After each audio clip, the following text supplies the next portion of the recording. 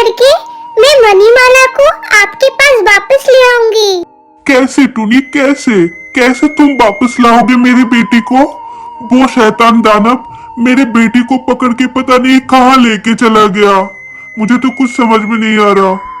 महाराज आप शांत हो जाइए, मैं एक काम करती हूँ, मैं एक बार जाके बंदर भैया से बात करती हूँ, क्या पता वो हमारी मदद कर पाए। ठीक है टूनी, तुम्हें जो सही लगता है तुम वही करो अब। इसके बाद टूनी बंदर के पास जाके बंदर भैया को सारे बात बताती है। बंदर तब टूनी को नीलपरी के पास लेके जाता है। टूनी नीलपरी को जाके सारे बात बताती है। तो सुनो टूनी, राजा ये अपने पहले किए हुए गलती की ही सजा भुगत रहा है अब। क्यों नीलपरी, राजा जी ने ऐसी कौन सी गलती कर दी कि उनको उसकी सजा ऐसे मिल रही है? सुनो टूनी, मणिमाला को तो मैं उस दानव से छुड़ा के लेके आऊंगी ही, लेकिन राजा को उसकी किए की सजा मिलेगी अगर उसने अपने किए की पश्चाताप नहीं किया तो। बोलिए ना नीलपरी, राजा जी को ऐसे क्या करना पड़ेगा जिससे कि राजा को इस सजा से मुक्ति मिलेगी?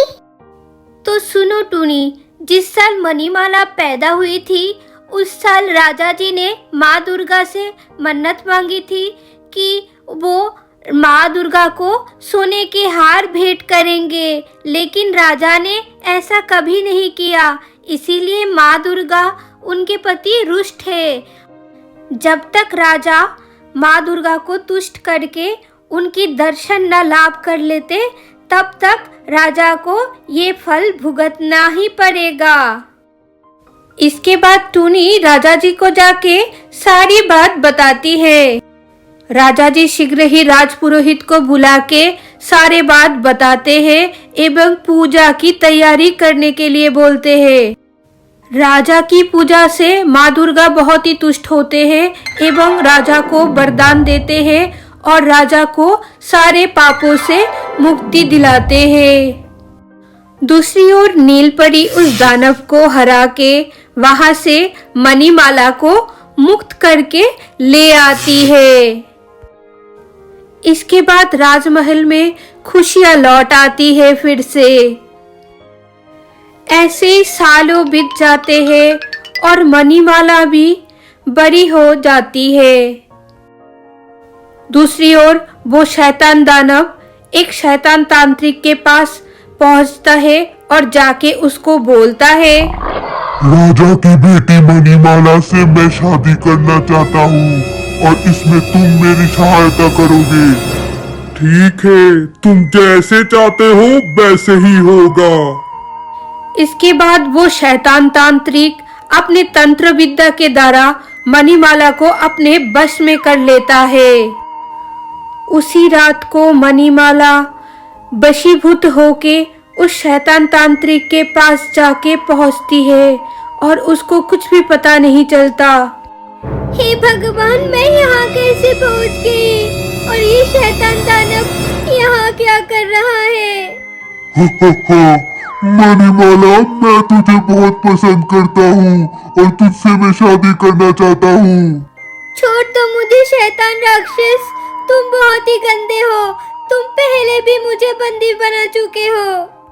शैतान दानव फिर से मणिमाला को बंदी बना के अपने पास रख लेता है। जब ये सब चल रहा था तो जंगल की लोमड़ी ने सारा कुछ देख लिया था, तो वो जाके टूनी को सारा कुछ बताता है। टूनी महाराज को जाके ये सारे बात बताते ही महाराज बहुत ही रो पड़ते हैं। महाराज आप मत रोइए, आप मत परेशान होइए। नीलपरी के कहे अनुसार अभी तो माँ दुर्गा के आशीर्वाद और शक्ति आपके और मणिमाला के पास है, तो वो शैतान दानव मणिमाला के कुछ नहीं बिगाड़ सकता। मैं अभी नीलपरी के पास जाती हूँ। टूनी नीलपरी के पास जाके सारी बात बताती है। टूनी असल में उस दानव का पापों की घड़ा पूर्ण हो चुका है और इसीलिए उसने ये काम किया। तुम बिल्कुल ही निश्चिंत होके वापस लौट जाओ। मैं मणिमाला को जाके उस दानव से चुरा के लेके आऊंगी। उसके बाद नीलपरी उस दानव को फिर से हरा के मणिमाला को उसके जंगल से बचा के फिर से लेके आती है और राजमहल में पहुंचा देती है। लेकिन नीलपरी इस बार लौटने से पहले उस शैतान दानव को अपनी मंत्र शक्ति द्वारा ऐसे उसको कैद करके आई थी ताकि वो वहां से कभी ना छूट पाए और किसी के बुरा ना कर पाए। महाराज एक बात बोलूं, मुझे ये लगता है कि अभी मणिमाला तो काफी बड़ी हो गई है, कोई अच्छे से राजकुमार ढूंढ के आप उसकी शादी करवा दीजिए तो वो भी खुश रहेगी जीवन में। हाँ टूनी, तुमने बिल्कुल ही सही कहा। मैं भी सोच ही रहा था कि मणिमाला की अभी शादी करवा दूंगा और बहुत ही नेक एक अच्छा राजकुमार ढूंढ के बहुत ही धूमधाम से उसकी स्वयंवर रचा के उसकी शादी कराऊंगा।